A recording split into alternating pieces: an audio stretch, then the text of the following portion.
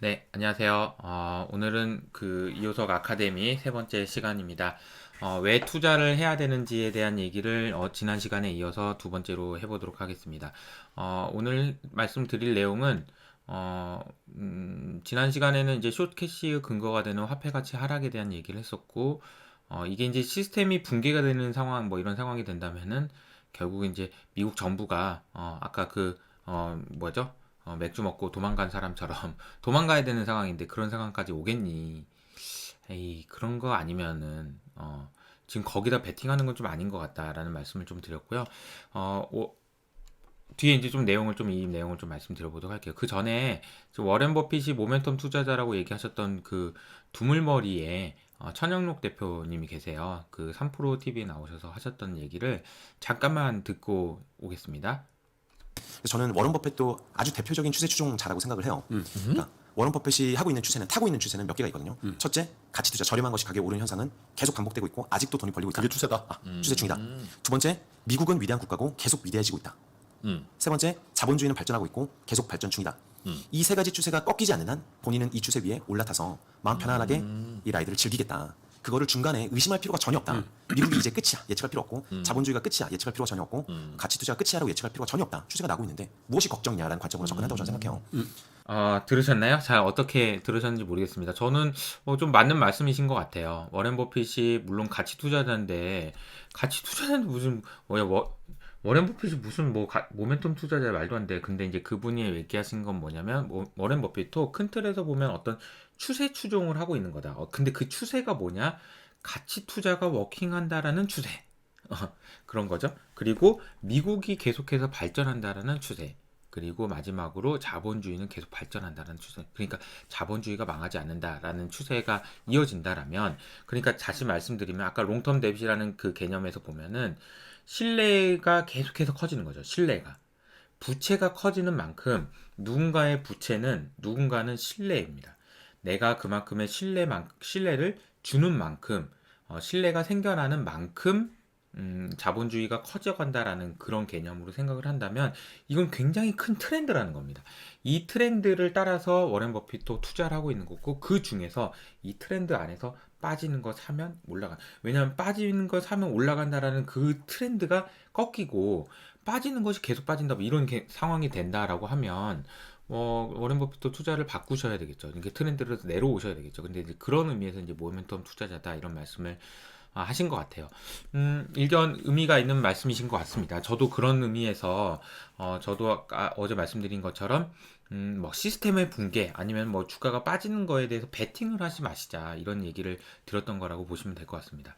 뭐 상황에 따라서 시장은 언제든지 변할 수 있고 변동성은 있을 수 있습니다. 하지만 그럼에도 불구하고 우리가 봐야 될 부분은 그런 리스크는 대비를 하시는 거지 베팅을 하시면 안 된다. 이런 말씀을 좀 다시 한번 강조드리고요. 그 배경이 되는 원인 중에 하나가 즉 자본시장을 계속해서 떠받치고 있는 그런 시스템적으로 굉장히 강력한 푸세 역할을 하고 있는 것이 연준이라고 생각을 하는데요. 이번 코로나19 팬데믹에서 연준의 역할을 보면요. 지난 5월 달에 파이낸셜 스테빌리티 레포트라고 하는 그런 보고서가 있습니다. 그 내용을 좀 제가 가져왔는데요. 제가 고민을 해보니까 연준이 했던 그 코로나19 사태 때 연준이 했던 것 중에 제일 중요한 것은 역시 사람들로 하여금 신뢰를 하게 만드는 거다. 즉 사람들이 너무 공포스러워가지고 가지고 있는 거 그냥 다 던지는 거야. 뭐 아니 마이너스 금리고 뭐고 다 그냥 던져 막 이렇게 상황이 됐다라는 거죠. 그래서 연준이 했던 일들을 크게 세 가지로 나눠서 설명을 하고 있는데요. 첫 번째가 머니터리 팔리시라고 해가지고 금리 일단 낮추고요. 돈 뿌리는 거죠. 그리고 나서 이제 여분이 얘기하셨던 게 뭐냐면요.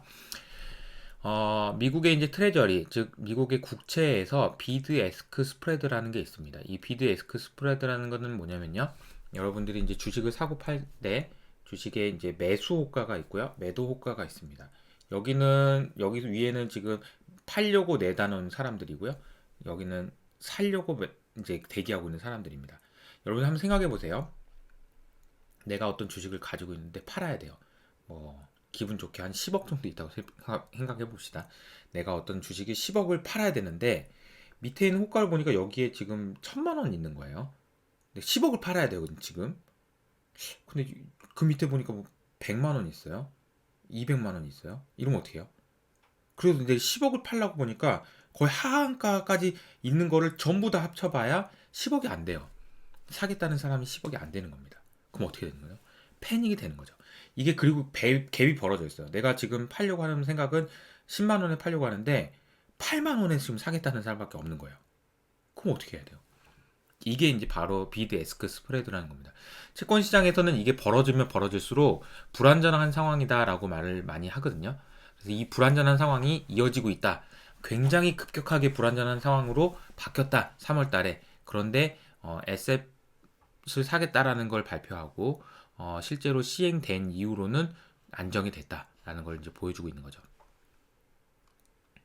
자산이 이렇게 늘어났다라는 걸 보여주고 있는 겁니다.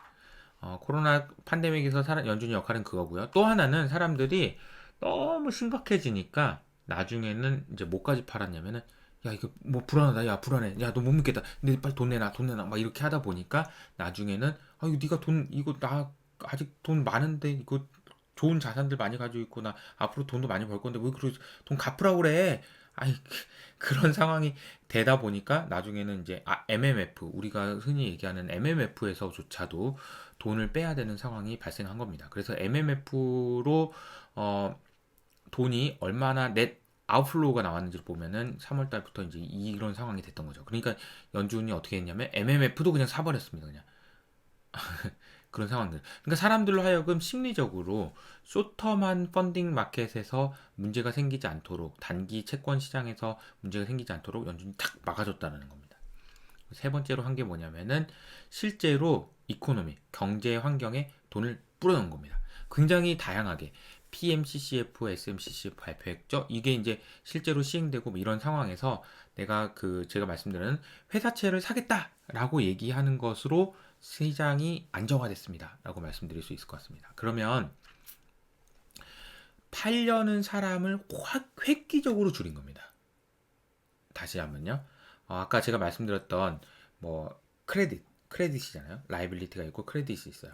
그러니까 부채가 있고 신용이 있는 겁니다. 그러니까 부채라는 거는 결국 이제 신용인 거죠. 근데 신용을 낮아지면 사람들이 믿질 못하는 거예요. 너를 못 믿어. 나도 못 믿고 돈 내놔 돈 내놔 돈 내놔 돈 내놔 이거 모르겠어 다 못 믿겠어 막 이런 상황이 되게 되면 팔려는 사람이 진짜 많아지는 거잖아요. 근데 연준이 이렇게 하면서 팔려는 사람이 어떻게 돼? 급하게 팔려고 하는 사람들을 이렇게 줄여놨다는 거죠. 지금은 어떤 상황일까요? 급하게 팔려고 하는 사람이 없는 거죠. 어차피 사상 최고치인데 주가는 그리고 급하게 팔 이유가 뭐가 있습니까?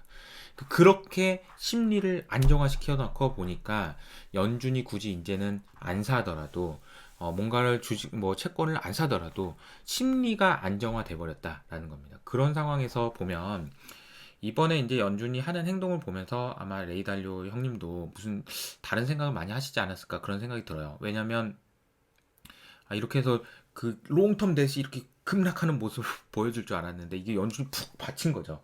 이걸 받치는데 또 뒤에서 생각을 하는 지원을 해주는 것이 아니 코로나 때문에 다 우리 아무 잘못 없잖아요. 그냥 받쳐 이렇게 하다 보니까 이제는 이게 큰 흐름에서 이렇게 가다가 이렇게 꺾이는 줄 알다가 한 번 다시 가는 그런 그림으로 가는 거지 않을까. 마지막 그 불꽃이 뭐 가장 화려하다 뭐 이런 얘기도 하는데 이게 마지막이 될지 또 뭐 다른 게 있을지는 잘 모르겠습니다. 그러나 어쨌든 지금 이번에 연준에 이번에 한 번에 팍 막아준 것 때문에 사람들이 급하게 팔려고 했던 사람이 이렇게 많았다가 지금은 이렇게 줄어서 급하게 팔려는 사람들이 거의 없는 상황까지 만들어내 버렸다. 연준이 진짜 한 거는 그거다. 라고 말씀드릴 수 있을 것 같습니다. 자, 이 옵티멀 솔루션에 대한 얘기를 할 텐데요. 조금 어려운 개념인데, 제가 정말 쉽게 설명드릴 테니까, 좀 한번 봐주세요. 이 그림은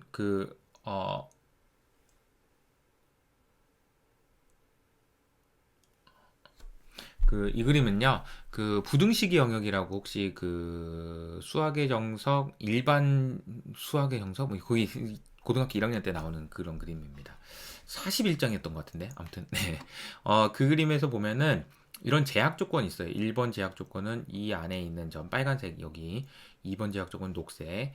그 두 개를 만족시키는 구간은 요런 구간이 되겠죠. 그럼 이런 구간 중에서 요 선이 가장 클 수 있는 점은 어떤 점이 맞아요? 여러분 답은 알고 계시죠? 이 점을 보면은 아니야 좀 더 올려도 돼. 좀 더 올라가 이런 생각이 되는 거죠. 제가 이걸 비유로 설명드리면 이런 거예요.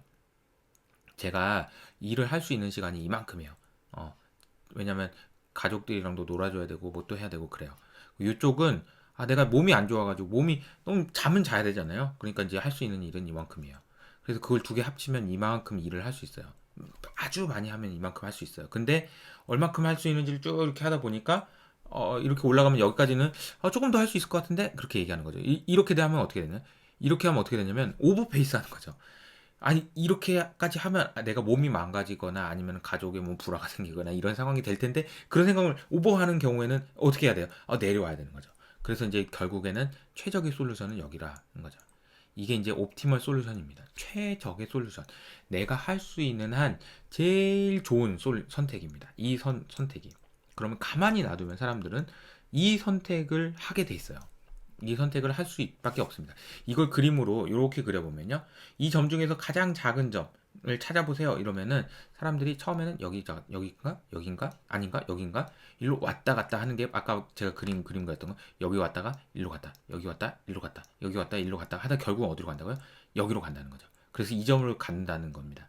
이게 이제 스테이블 스테이트라는 거예요. 안정적인 위치다라는 겁니다.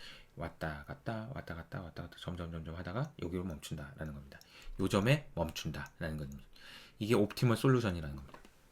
평형 상태로 가려고 하는 힘은 굉장히 강하다라는 것이 이제 제가 이 그림을 통해서 말씀드리고 싶었던 거고요. 자, 그리고 나서 이제 제가 이제 지난번부터 계속해서 그림을 그려서 설명드렸던 건데, 올해 이제 코로나 상황을 거치면서 많은 이제 투자 환경도 바뀌었고, 사람들의 투자 성향도 바뀌었다라는 걸 제가 계속 강조해서 말씀드리고 있잖아요. 첫 번째 투자 환경이 바뀌었다라는 거는 처음에는 이게 이제 위험이고요. 요게 기대 수익률입니다. 높은 수익률을 기대하는 사람들, 그리고 이제 위험. 그러면 여기 요렇게 돼 있는 건 뭐냐면요. 내가 투자할 수 있는 그런 범위들입니다. 투자할 수 있는 범위. 여기 보시면 이 그림이 저는 이제 올해 어떻게 바뀌었다라고 말을 하냐면 이렇게 바뀌었다라고 말씀드리고 있습니다. 그러니까 2020년에는 코로나 사태 때문에 이런 식으로 빨간색 선으로 바뀌었다라는 겁니다. 이 말의 의미는 뭐냐면요. 내가 옛날에는 4%를 벌려고 하면 내가 요 정도의 위험을 감수하면은 4% 벌 수 있었어. 왜냐면 DLS도 있었고 ELS도 있었잖아. 사모펀드도 있었고. 근데 내가 보니까 다 이게 안 좋은 거더라고. 위험이 엄청 큰 거더라고 생각해 보니까. 그러면서 내가 4%를 벌려고 하니까 아이고 위험이 생각보다 더 많이 필요했었던 거. 내가 감수해야 되는 위험이 컸다라는 겁니다. 그렇게 투자 환경이 바뀌었다라는 걸 사람들이 인식을 했다라는 거죠. 동일한 수익률을 얻기 위해서 감수해야 될 위험이 상당히 커졌다라는 거고요. 그리고 투자 성향의 관점에서 보면 이 그림이 이렇게 바뀌었다라고 얘기를 하고 있는데요. 이 그림은요. 이 그림을 보시면 위험을 이만큼 내가 더 감수하라고 네가 얘기하려면 이만큼의 수익률을 보상해줘야 돼 라는 얘기고요. 요거는 뭐냐면 내가 이만큼의 위험을 감수하더라도 그냥 요만큼만 줘도 내가 이만큼 위험 감수할게. 그러니까 빨간색 선은 위험을 선호하는 투자자들이다 라는 거고요. 이 위험 선호도가 많이 늘어난 이유는 저금리 때문입니다. 저금리 지속되면서 쇼캐시를 하려는 사람들이 많아지고 화폐 가치가 하락을 해서 내 자산을 방어하기 위한 사람들이 많아지면서 투자자들의 위험 성향이 높아진 겁니다. 두 가지가 동시에 일어난 겁니다. 투자 환경도 바뀌었고 투자 성향도 바뀐 겁니다. 그래서 이게 결과적으로 어떤 생각을 할 수 있냐면요. 최적의 투자자 파란색 선에서는 이 점이 제일 좋은 선입니다. 그쵸? 이 점이 내가 투자할 수 있는 건 여기고요. 투자할 수 있는 건 여기고요. 나는 이런 사람이었으니까 요 점이 가장 좋은 점입니다. 그런데 빨간색 선에서는 이렇게 바뀌었다는 겁니다. 그래서 제가 말씀드리는 거는 빨간 세상에서 최적의 투자처는 여기가 아니고 여기라는 사실이 매우 중요하다라는 거고요. 이게 의미하는 바는 앞서 설명드렸던 것처럼 왔다 갔다 여기로 간다는 거죠. 여기로 오는 것이 최적의 솔루션이고 이 점으로 가려고 하는 힘이 굉장히 강하다라는 얘기이기 때문에 사람들은 작년에도 그렇게 했지만 올해도 아마도 좀 더 많은 사람들이 위험하더라도 조금 더 높은 수익률을 추구하려는 사람들이 앞으로도 계속될 거다라는 겁니다. 이게 구조적인 변화다라는 거고요. 이게 계속될 수 있는 힘은 이게 옵티멀하기 때문인 겁니다. 이게 최적의 솔루션이기 때문인 거라는 겁니다. 이게 굉장히 중요하다라고 저는 생각을 하고 있어서 이 부분을 좀 다시 한번 강조해서 말씀을 좀 드렸습니다. 올해는 작년에도 그렇고 올해도 그렇고요. 저는 동학개미 그리고 개인 투자자들의 변화 그리고 이 영상을 보고 계신 여러분들의 투자 성향의 변화 그리고 그런 주식에 대한 그런 마인드셋의 바뀜 이런 것들이 굉장히 중요한 영향 그 해석을 어떻게 하느냐가 굉장히 중요할 것 같다라는 말씀을 좀 드려봤습니다. 그리고 기술이 또 한 번 바꾸고 있습니다. 그 얘기는 다음 시간에 좀 해드리는 걸로 다시 하겠습니다. 다음 시간에는 지금 우리가 주식 투자를 하는데 뭐 제가 이제 이호석 아카데미를 하고 막 이러면서 공부를 왜 해야 되는지에 대한 얘기를 좀 집중적으로 좀 말씀을 드려보도록 하겠습니다. 오늘은 여기까지 하겠습니다. 감사합니다.